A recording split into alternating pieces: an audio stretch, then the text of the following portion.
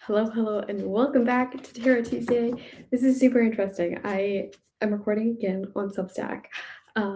If you watched the last one, you know that I instead of recording on my phone, now I'm back to recording on the computer, and I'm using Substack to record. Which, by the way, if you're listening to this on my podcast that's not on Substack, I'm on Substack now, and that's going to be my main platform for writing and video and all the things. So would love to have you come join me over there. Anyway, so the recording, so I'm doing this back to back. I always record everything in one session if I can, because toddler mom life, and it's a lot easier for my brain to do things in batches. So anyway, so I just got done recording last week's episode, and the video looked really blurry. It was like cropped in more, so like you couldn't see my table for the cards, and I don't know, now it looks a lot clearer. We'll see. I have yet to actually see the recording from last week, so we'll see if it's much different or not. If you are watching the video, go ahead and let me know what you think of the quality, the audio. Well, if you're listening to the audio too, just let me know what you think. If it's working well for you or if something needs to change. Okay. Alrighty. So if you've never joined me for Tarot Tuesday before, hello and welcome. I really try to approach tarot in a very approachable kind of way. So it doesn't feel super woo. It doesn't woo-woo. It doesn't feel witchy or anything like that. To me, it's another way to do like a reflection journaling kind of prompt, but you have like a starting point, and it's not just like answering something. But to me, it's like a creative prompt. It's how I actually, very similar to how I teach my creative thought journey for like knitting, pattern design, and any kind of art.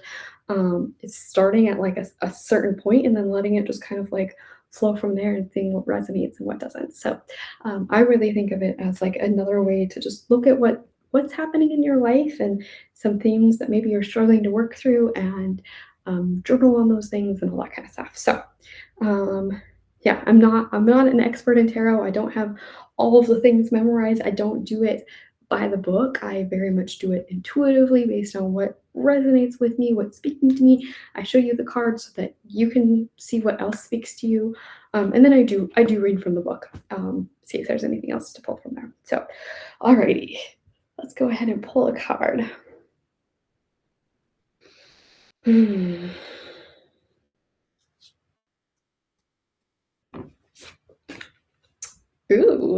Okay, so we have Queen of Swords. This is what it looks like if you're watching the video. We have a woman who is sitting on top of, I guess it looks like an ottoman or something. I thought it was like a sailboat or something because the background is all blue, so it looks like water to me. There are a couple of flags on this thing or in the background or something. There's a blue flag that has a triangle on it with a line across kind of the top third of it. There's another post that has a red flag and a gold flag. She is holding a large sword in her hand. It's kind of resting on her leg and it's like pointed back behind her. She's sitting up, not really with her legs crossed, but her legs kind of out, kind of half crossed.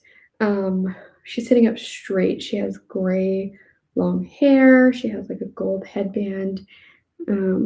Looks like it might have like some feathers or something attached to it. And then she's like wearing sandals and what looks like maybe like jeans and a jacket. She's wearing some jewelry. And there's a single bird that's flying up in the clouds above. And lower down in the background, it looks like there might be some mountains, but it looks like she's like way up high. She's like higher than those. So she's like up in the clouds or up on top of a mountain or something. And then there's like in this ottoman sort of thing, on this cushion kind of thing that she's sitting on, in the bottom corner, there's like this little cage kind of thing that's like cut into it. It looks like kind of like jail cells. And inside of there, there's this bowl of water, so it looks like a cup. Like, it makes me think of, like, in tarot, there's the cups, there's the swords, etcetera. Um, it makes it think that it's, like, that kinda cup. And there's water inside of there, it looks like. So, anyway, the very first impression is that it feels like she's very confident, she's sitting up, she's keeping an eye out, she's watching things, but she doesn't look fearful. She has her sword, so it's like she has that protection with her, but it doesn't look like she's, like, just eager to use it. She's not just, like, out to get people. It's maybe sort of like a self-defense kind of thing. It's maybe signifies some of her power. Um, and, like, I feel like this this ottoman thing that she's sitting on, for lack of a better word, or and I don't know exactly what it is. Like, that gives the vibe of, like, it's a little bit more comfy, and, like, or casual maybe, and, like, her sandals and stuff, she's not, like, dressed up like a warrior or something. Um, it gives, like, a little bit more casual vibes, but still very alert and attentive and paying attention. This blackbird, the crow or whatever it is up there is very interesting. Like, it feels like it maybe could be like, um, I don't know, like either it's like kind of her companion, like helping keep an eye out on things, or um, maybe it's this kind of symbolism of being solitude and alone. Like, there's the bird and there's her, that are alone. Um, but it's not like loneliness. It might be a chosen solitude. It might be, um, finding time to get alone to, like, um, be reminded of your confidence and your power, or finding those things in yourself. That's kind of, I talked about that a little bit last week about, um, being confident in yourself, first before, that was specifically about, like, friendships and stuff, but, like, being able to find those things in ourselves and not looking for them in other people. Maybe confidence and, like, being able to protect ourselves. It's not necessarily like, I don't know. I don't know how to make that come across the right way, but, um, not requiring her to depend on people that maybe aren't safe to depend on. Um, I'm not trying to say that we all have to be 100% independent. I don't think that's true. I think that it's important for us to have a community and a village and all of that. But there is also something about being able to be independent and, having confidence in that as well. Um, yeah, just she feels very, like, determined. I feel like she knows, oh, cliche, but she knows what she wants. She has, like, a goal. She's very determined. I feel like she's not gonna let a lot get in her way. So maybe that's also speaking of, like, if you have a goal, if you have something that you really want to achieve, like, be determined. Be willing to set the boundaries if you need to, do what you need to do in order to achieve that.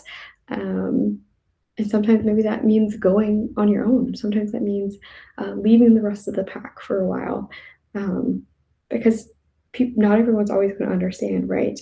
Um, yeah, I like this, like, it feels like there's a softness with the power. There's this, like, you don't have to be, like, rigid and, um, like, professional or all put together, or I don't know, something like that, in order to be confident. That there's space for both, being comfortable and being soft, and having a voice, and having determination, and being a leader, and those kinds of things.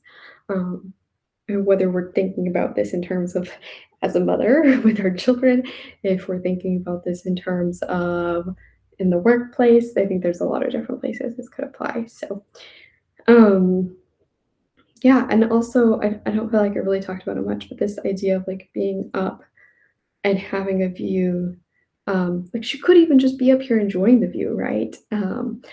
I think there's something to be said for that. Like if we're getting caught up in a lot of different things, getting frustrated with circumstances or um, emotions or whatever, being able to take a step back, a step up, if you will, to see it kind of from a bigger picture, see things a little bit differently, see things maybe from a broader perspective, see things from your younger self's perspective, see things from your future self's perspective, see things from if you were your best friend's perspective.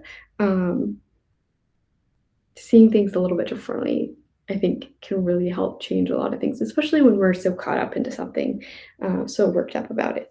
Being able to take a step up or take a step away, and see that bigger picture, see things.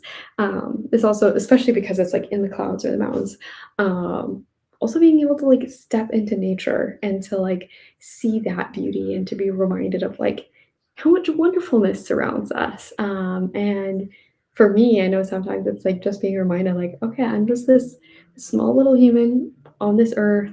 And there's so many wonderful, magnificent things that I get to enjoy as a human on this earth with, the beautiful sunsets, the beautiful beaches, the beautiful mountains and the trees, and all of these little leaves and flowers and grass and all these beautiful things. That kind of thing maybe helps us find a little more gratitude and stuff like that too. So we'll go ahead and see what the book says about this. And I can't remember if I mentioned that I use the Light Seers Tarot. That's the name of the card deck. It's by Chris Ann. And I really like the visuals, the art in it. So, okay. So this says a thought leader, unbiased decision making, an excellent communicator, wise and logical counsel, integrity and honesty, being perceptive, intelligence, being direct, and seeking truth. Highly astute, intellectual, and honest, she watches calmly over her kingdom. Graceful and logical, her wisdom is framed in truth and proof, and she avoids the gossip or fluff that others may want to hear. She asks you to be honest in your relationships, direct in your speech, and witty if you want to be, but above all, to bring your clear headed, unbiased reasoning to the table. Sometimes this communication style can come across as cold or cutting. So if you are having trouble communicating something that is difficult for another person to hear, know that you can always dip your toe into the cup of empathy and compassion to help with your delivery. Sharp analysis and careful consideration are always intelligent moves, as is being able to clearly connect with others in a way that is easily accepted and understood. A clear heart and clear mind will allow you to speak your truth always. And the affirmation with it is, I speak with wisdom and clarity. That's really interesting. There were, some of those where I feel like I didn't really pick up on that. But I can see now, like it's not like she's watching out for, I don't know, some hazard to come up. But she's watching out to take care of her village, her people. And maybe that's what we're doing all the time as mothers, right? We're always a little bit on, we're have our eye out, watching things, making sure everything's going smoothly and going well, and making sure we keep our humans safe, and protecting them, that kind of thing. And but then, yeah, this whole like wise and logical. I think that kind of it reminds me of like what I was saying about uh, taking a step away, so we're not kind of caught in the emotion of it so much, but finding a little bit more logic and perspective in it. Um, I really loved that it did talk about that cup. So the cup here that's in the corner, that was really about helping bring softness and what did it say? Empathy and compassion, in delivering maybe these truths and the logic and all of that. So, um, yeah, it's really about having wisdom and clarity. So if there's something that maybe you have a decision you're trying to make or situation you're trying to take care of, really this is really talking about finding that place of like logic and clarity, and not just from our emotions. I think that's something that's like our emotions are, I think, are really valuable to us. I think that as a society we often undervalue that, but it is still important to balance the emotion and the logic. Like we kind of have to learn how to navigate both of those. And I think that's something that I'm also working on navigating right now in a certain circumstance of like it's really easy to follow the emotions, and I've done a lot of work to learn how to follow that intuition and that emotion, but then also being able to make the logical decisions, strategic kind of wise decisions. That's important too. So I hope something from this resonated with you. Thank you so much for joining me. If you want to go ahead and think about this a little bit deeper, you can, pause and look at the card and see if there's anything else that comes up for it from it for you.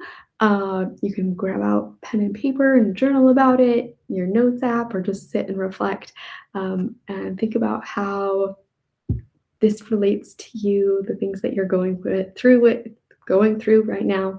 Um, Maybe challenging situations or emotions or whatever, and maybe it gives you a little bit of outside perspective, something to think about and implement or feel grateful for or anything like that. So, all right, I'll see you on the next one. Thanks so much for joining.